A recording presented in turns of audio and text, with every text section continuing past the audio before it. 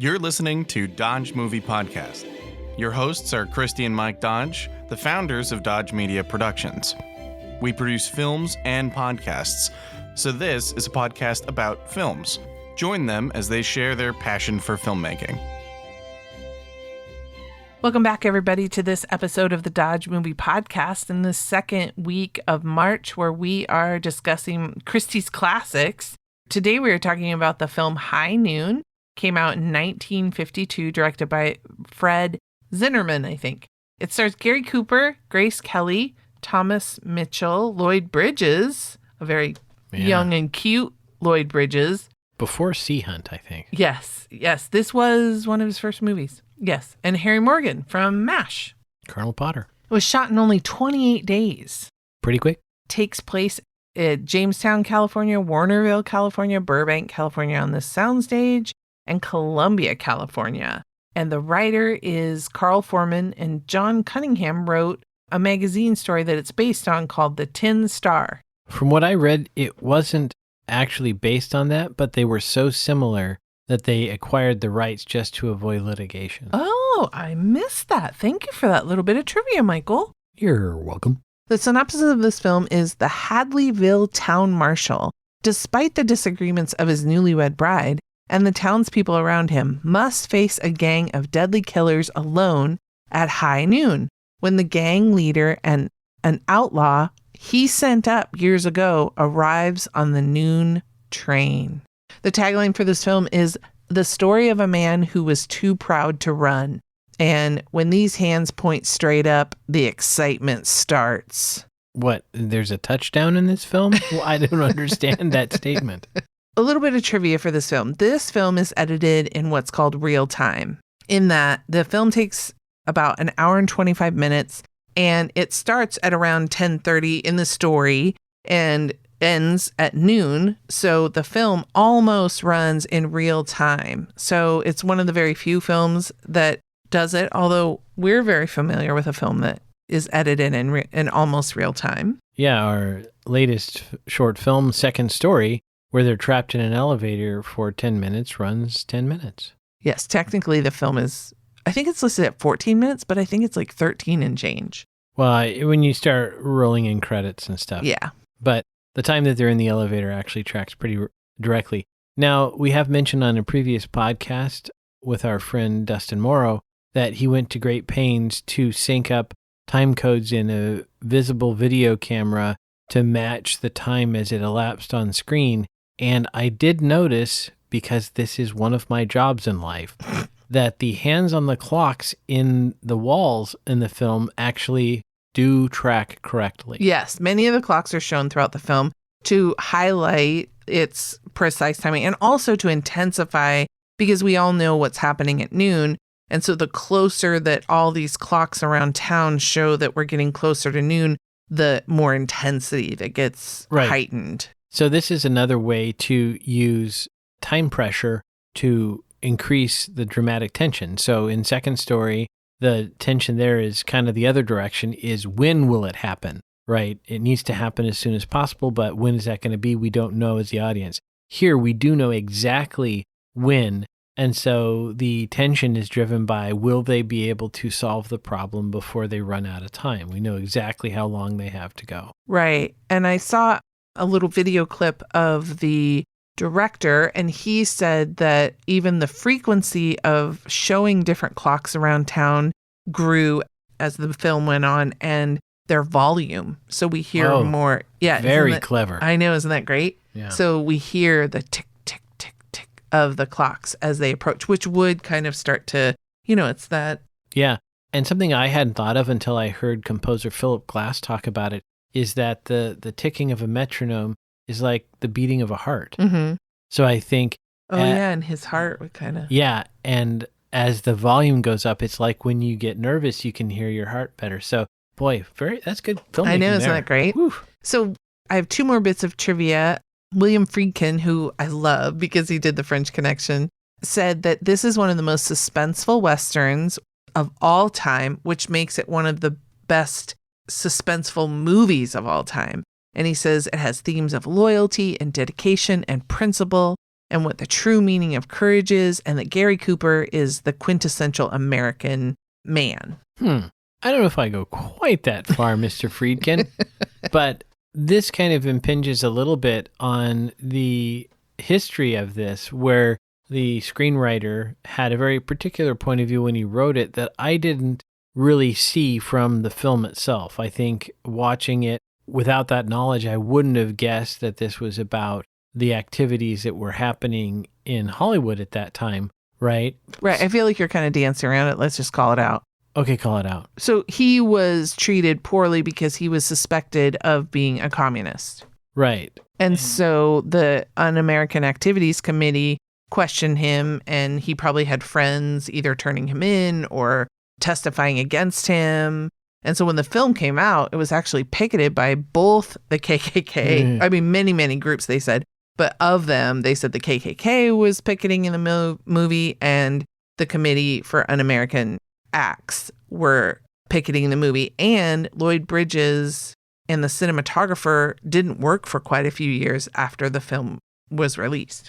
Yeah, but I don't get that directly from the film itself. I know that's what the filmmakers were intended, and that's what the people in Hollywood at the time thought. But to me, it plays just as a Western. It does, but I think what it is Cooper's character, he feels strongly about standing his ground and kind of, since this man is coming back to avenge him, instead of turning tail and running, he's going to stand there and protect the town that they even mention in the film that he's cleaned up the town and he's made the town a better place. And so he's not going to just run away and let the town deal with this hoodlum. He's going to be there and protect the town and stand up for what he believes in. So I think much like the people were standing up for what they believed in, whether it was, and I guess the townspeople turning their back on him is similar to the townspeople, to the people in Hollywood who turned their back on their friends if they suspected that they were communists. So maybe I watched Rashomon from Kurosawa too many times, but to me, this is a case where it depends on your perspective. The other side, I think, would say the same thing. I mean, he didn't, but John Wayne could say, I am like the Gary Cooper character in that I am standing against this sea of communists and people are opposed to me, and I'm the one who cleaned this town up and I'm standing for righteousness and goodness and all those things. So for me, I think the story, that character and the plot and everything is universal. I think that's why it's good, is it applies, everyone sees themselves as a hero of their own story. Mm-hmm. So that's just my interpretation. Like I said, I understand kind of the historical context and what Foreman was attempting to do.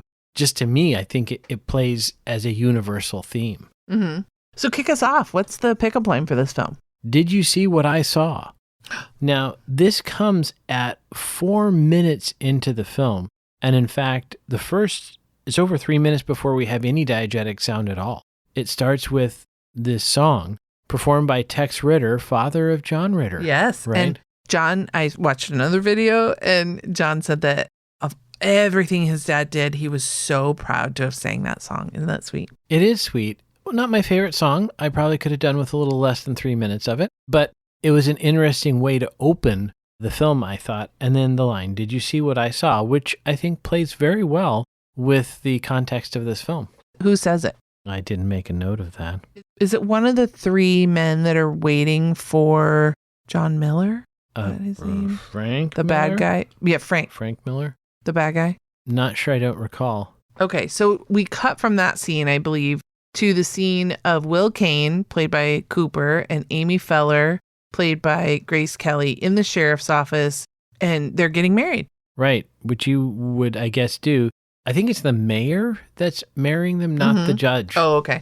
I don't think it's a judge. I think you're right. Because he's the outgoing sheriff. So you're right. They're at the mayor's office, probably. Yeah. And in the dialogue, they mentioned that he's resigning and he's leaving because he's marrying a Quaker.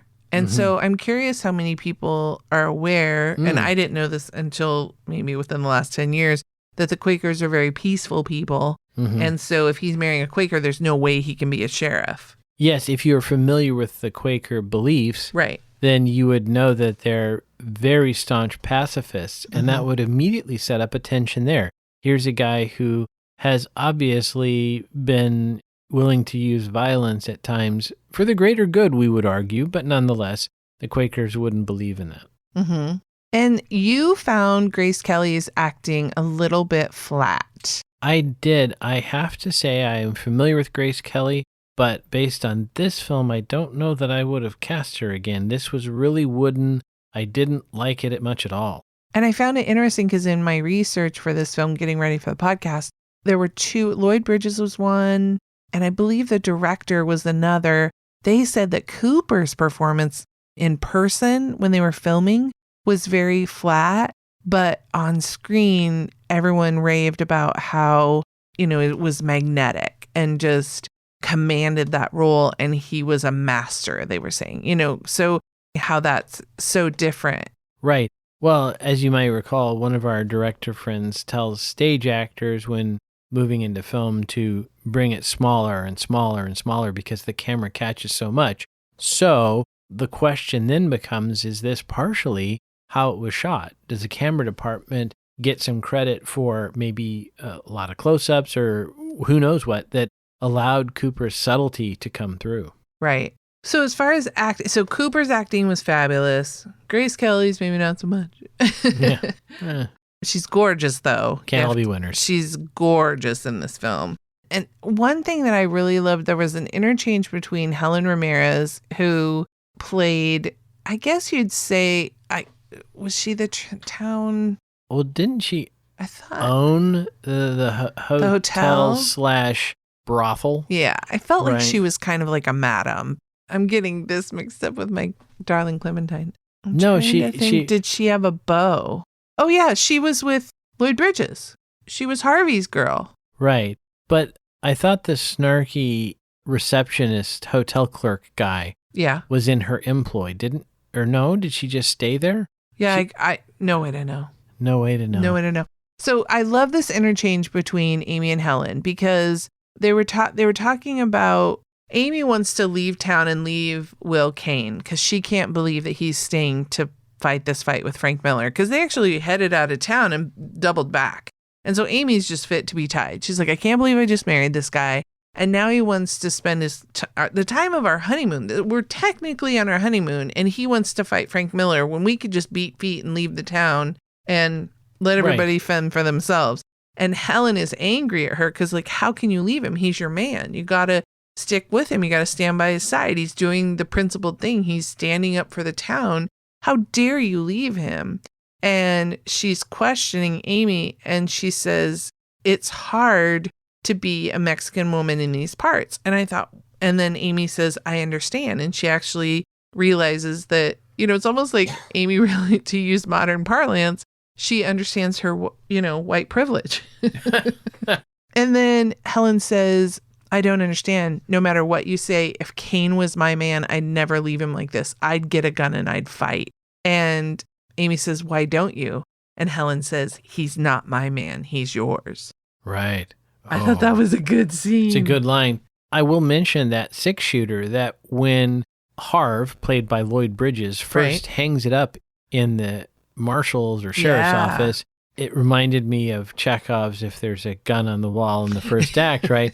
And I was mentioning that I noticed that throughout the film when they shot it, they specifically lit it to have a shine and a sparkle. Mm-hmm. So near the end when Grace Kelly's character, whatever her name is. Amy Fowler. Not Amy Farrah Fowler, that's a different character. Right. Before she goes to grab it, that's, to me, very visually obvious, that's the highlight of that shot. Mm-hmm. So I was not particularly surprised when she starts shooting people with it, which, of course, is meant to be a very dramatic turn for that character. It's as a huge. Quaker, she would be opposed to anything but certainly shooting a guy. And this is a case where I kind of feel like there was a lot of opportunity for the actor in that role that Grace maybe didn't get to have that dramatic and emotional character turn. Well, and don't you think that the scene I just depicted is largely responsible because I think Helen got in her head and she was like, oh yeah, why aren't I fighting? Yes, that would be, you would presume, she would feel some amount of guilt that she'd been shamed by Helen. And But then also guilt as soon as she did it because it goes against her religious beliefs. right. Or one way to play it is that the character changes her beliefs, right? Right. That she then decides that perhaps it's reasonable in certain cases to defend oneself, right? Yeah. And so this is a film, like everybody has abandoned him. I mean, it is astonishing to me. And this is what I kept talking about after we watched it. That to me, the stereotypical cowboy, the stereotypical marshal of all people is brave. And the other cowboy should be brave. He's being brave. But everyone abandons him. Every single one of his deputies turn in their star and run. The judge who sentenced Frank Miller comes and packs up his law books and his scale. And that was awesome, that scene. It was funny in a certain way. As he's going through the desk and he's basically packing up all his stuff, it's like he's resigned his position. Oh, wait, he has. Yeah. And then he gets on a horse and he just literally tears out of town. Yeah. Like if a horse could make peeling out sounds, that's what it would have sounded like. His friends leave. He's got one guy who volunteers. Kane didn't even have to come ask him. He volunteers. I'm there with him. He doubles back later that afternoon, maybe around 11:30. And he's like, okay, where's the posse? And Kane goes, it's you and me, pal. Yeah. And he's like, wait, what? Yeah. Which I actually think is pretty realistic. Very accurate. Yeah. And he's like, I got a family, Will. I don't think I can go with you. And so he's like, I understand. And so the guy turns in his badge. He leaves. And Will he hits the desk. And I think he says, maybe he just expresses kind of a maybe frustration, or he says something Spanish swear word. But. And then even his wife is turning on him. And these are some bad dudes because even the train station master knows their names. I think this is, though, a certain American ideal in that if you were faced with 4 bad dudes, who a couple of them have 2 guns apiece, so you're pretty significantly outgunned, you would hide in the bushes and shoot him when he gets off the train. Right. But you can't as a lawman. That's not allowed, right? Yeah, but your buddy who just turned in his star could. Well, I was thinking the other guy, the posse guy, tell him, look, you only have to shoot one. Just, hide up in the balcony and shoot one, and even the odds a little bit. You only need one. Just one. But to me, this really, that's like the whole point of the film is that they keep abandoning him. People keep, and like you said, even in theory, his wife, although she kind of turns around. But I thought it was well done that the people, like in the church, when they talk about, oh, we need some help, they're like, wait a second, I don't want to die, which I think is a reasonable right. normal reaction to that kind of situation. But it also plays, I think, again, in the context of 1956, that they're talking about whether you should just leave town and it won't be a big deal, right? Yeah, he'll hate you, but our town won't get shot up. Right. And in 1956, this was 20 years only, less than a generation from when Neville Chamberlain said, well, if we just start giving Hitler territory, it'll be cool. And that didn't work out. So the audience of that time would have responded to that idea differently, I think, than the audience of today. Right. Totally. What did you think of the cinematography of this? Because one of the things in the videos, they talked about how instead of the pillowy clouds in the sky of most Westerns, this one was just a very stark sky. And it looked very just hot and, oppressive. Right. Very stark. I liked the composition. There were a lot of clocks in the background, but also there was a great shot where there's a 2-shot, and framed between them on the wall behind them is the poster for coffins, like coffins made while you wait kind of thing. Right. There was a really interesting shot of them on the buggy, of Amy and Will on the buggy, because the first shot was kind of looking up from between where the horses would be. Right. So I thought, okay, well, maybe they, mounted a camera on the tongue and it was stable. But then there was a multi-second shot from the side. And it was very stable. And I thought, how in the heck did they get that shot?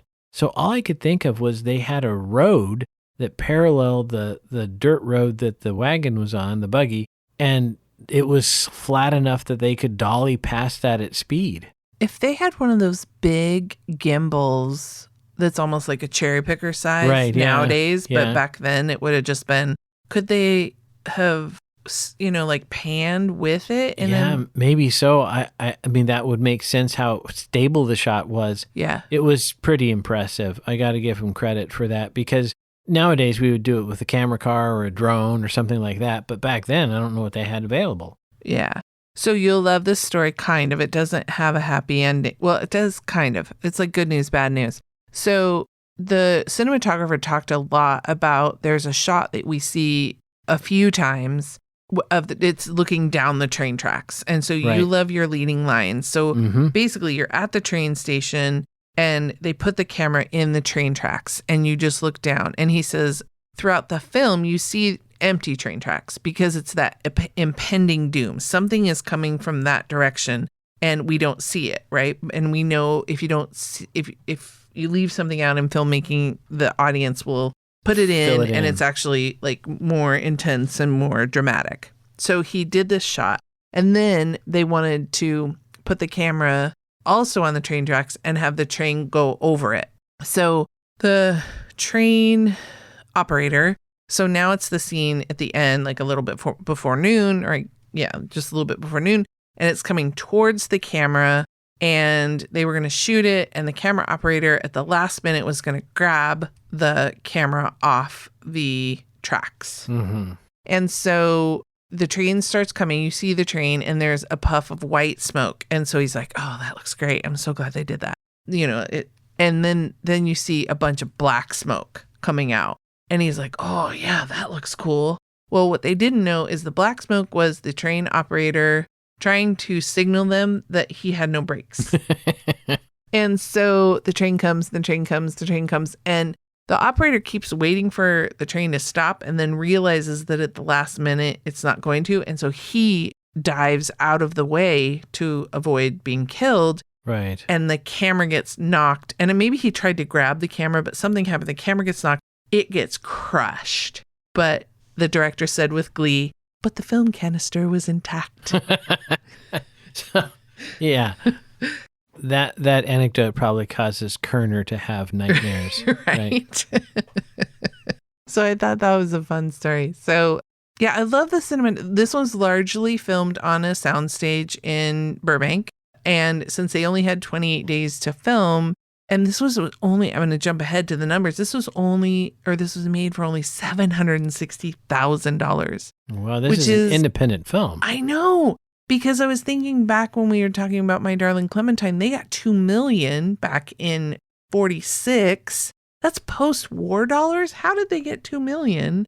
And then 6 years later, this one only got, but this was Gary Cooper's first and Grace Kelly's first. And so maybe they just figured, since there's a lot of no names and maybe the writer had a little bit of stink on him, they weren't really going to give it much. Yeah.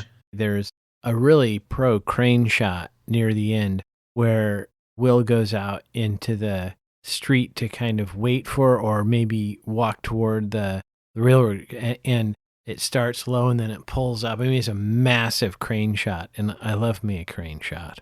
Yeah, that was cool.